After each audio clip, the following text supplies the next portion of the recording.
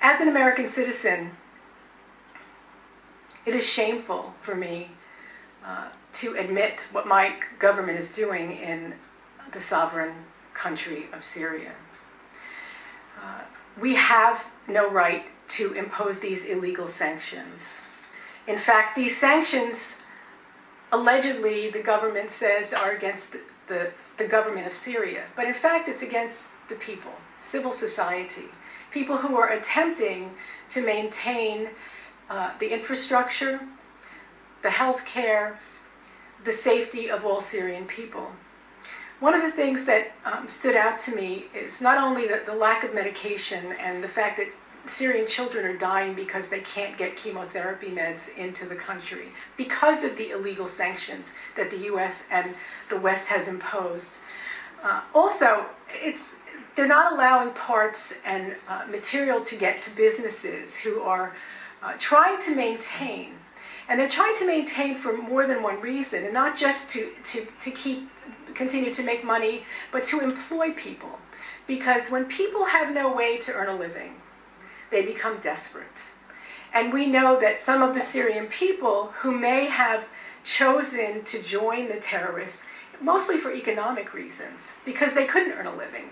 And their benefactors, the U.S. and all the others who are collaborating together to fund this terrorism, are paying people very well to participate in this illegal activity against the Syrian people.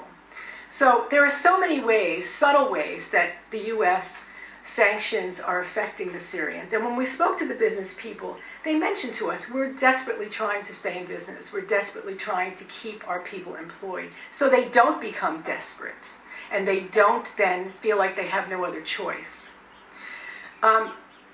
Something else that's very important is we did have the opportunity to speak with civil society, not just all of the official organizations. And we met with people who have witnessed and lived through and shared their experiences with the mercenaries and explained unspeakable things. And I'm not going to go into detail about what those were, but it was very difficult to sit in the presence of someone whose child was assassinated, whose niece was kidnapped and is still missing, whose daughter was raped, kidnapped, raped, and then sent back, male and female rapes we heard about. So this is what the U.S. is financing. This is what the U.S. is backing. And this is not okay.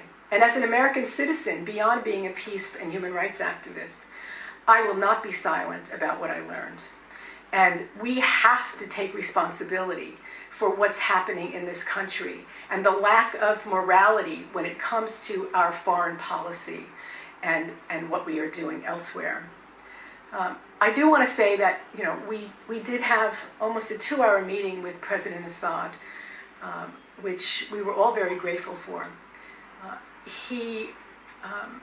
After listening to him, after listening to all the voices of civil society and the groups and the government officials that we met with, if you think about it, it makes no sense what the U.S. media and Western media is reporting. It makes no sense that Assad, who is trying to maintain the infrastructure and look toward the future for the Syrian people, would be the one destroying hospitals and all of these places that the U.S. media and the Western media are claiming that he is the one responsible for destroying. It just doesn't make sense. He is interested in the future for Syria. He told us flat out, when this is over with, we can have another election. If they don't want me, they don't want me. That's fine. But for now, I've been elected to lead this country, and that is what I will do. The last piece that I want to talk about is, having been a student and scholar of restorative and transitional justice for many years, I was really very, very impressed and excited about the fact that they have a ministry of reconciliation, that even in the middle of the trauma that the Syrian people are involved in at this point, they are looking towards the future and they're dealing with people in a restorative and healing way already. So if someone has joined if some Syrian citizen has joined the mercenaries, they're literally going, and if they put down their arms, they are welcome back into Syrian society. And they're fed, and their families are fed, and restorative justice techniques are being used so that you don't have a group of Syrians now who are feeling outside of society. So everything that I've said, I will continue to say, and I will continue to share with other people.